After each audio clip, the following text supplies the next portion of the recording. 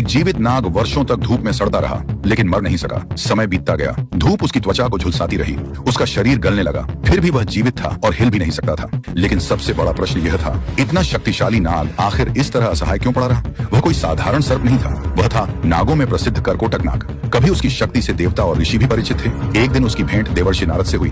किसी कारण करकोटक ने उनके साथ छल या मजाक कर दिया। देवर्षि नारद सत्य और धर्म के पालन के लिए प्रसिद्ध थे। यह व्यवहार उन्हें पसंद नहीं आया। तब उन्होंने करकोटक को एक भयानक श्राप दिया, तुम लंबे समय तक धरती पर एक ही स्थान पर पड़े रहोगे, न चल सकोगे, न कहीं जा सकोगे। जब तक कोई महान धर्मात्मा राजा तुम्हें मुक्त नहीं करेगा, तब तक तुम वहीं जड़ बने रहोगे। श्राप के प्रभाव से करकोटक एक घने जंगल में वर्षों तक अचल पड़ा रहा। समय बीतता गया। एक दिन उसी जंगल में भयंकर आग लग गई। चारों ओर लपटें उठने लगी। करकोटक हिल भी नहीं सकता था, वह आग में घिर चुका था।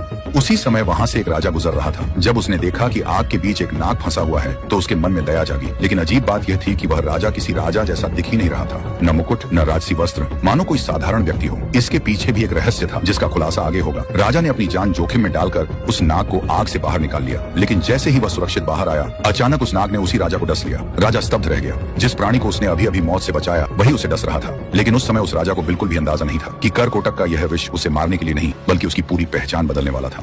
आखिर करकोटक ने उस दयालु राजा को क्यों डसा? क्या यह विष विनाश के लिए था या किसी बड़े भाग्य परिवर्तन के लिए? इस रहस्य का सच भाग 2 में देखिए, क्योंकि आगे की कहानी और भी चौंकाने वाली